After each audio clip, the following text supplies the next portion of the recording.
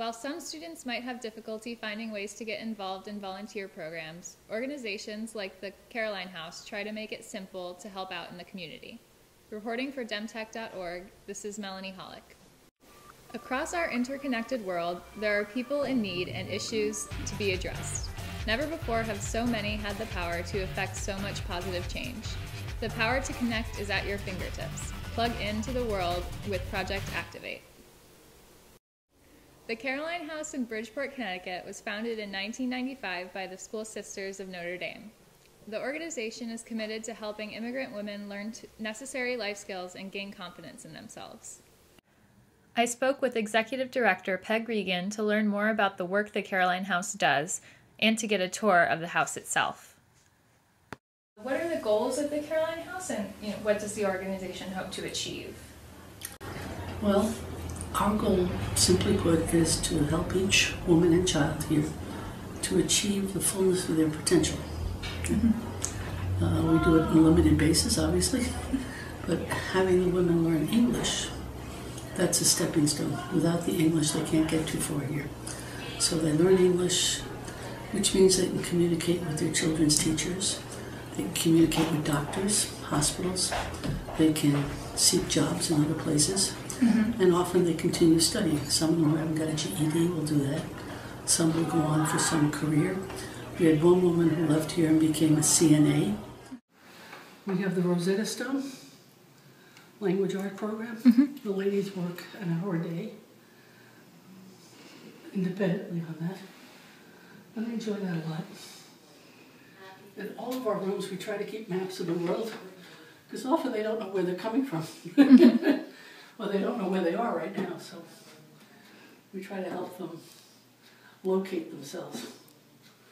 Figure out, this is one of our basic classes, so they're not even in level 1 yet. Sacred Heart University and its students have been working with the Caroline House for over 15 years. Students help out at the Educational Center by running transportation for their morning programs, working with the organization's preschool, and assisting with ESL instruction. So for the last 14 years, I guess, we've had a preschool here. Kids from 2 to 5. Some of them actually are a little older right now because they're such bright little kids, and if you put them in the neighborhood kindergarten, they'd be so bored. Yeah. We're trying to get some of them into charter schools. We work in here with the kindergarten program for the kids. We bring them in here for some arts and crafts. Sometimes just 2 or 3 of them working with somebody, quiet time. So looks like we got a whole bunch of toys here. Sacred Heart students work with the women taking advantage of the educational resources the center provides, as well as with their children, who attend an on-site preschool during the lessons. Volunteers help the children with homework and after-school tutoring. In the after-school tutoring, we concentrate on reading, because if they can't read, they can't do anything else. And our local public school, on a scale of 1 to 10, is listed as a 1. And their 6th graders are lucky if they're reading on the 3rd grade level. It's not because the children are slow, hardly, okay? But what it is there's nobody at home to help them. And the teachers notice that the kids, if they're coming here during the year, they say, gosh, their reading level has really improved a lot. Yeah. And they're happy that we do this because obviously it's good for the school if the scores go up, So. Right. And we have lots of fun books that we give them a lot of books to take home. And we just try to find what's best for them. And it's a lot more fun, working with a teenager. And when you're 7 or 8 and you've got somebody who's 14 or 15 paying attention to you, that is a big deal, They know my name and they look forward to me coming. Sister Regan made sure to emphasize how important the volunteers are to the people who come to the Caroline House. We have people who teach all sorts of different skills to the women, and they just love it. We have somebody who comes to do art class with them. They start off with pencil sketches, and they end up with oil paintings. And some of them never realized they had such a talent for doing oil paintings. And now they have found a new interest in life, so it's just wonderful. So that's what happens. That's why people come, why people stay.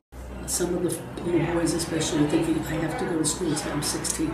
And we pair them up with a young man who's 16 or 17, and I say, you're 17, you're still in school, why?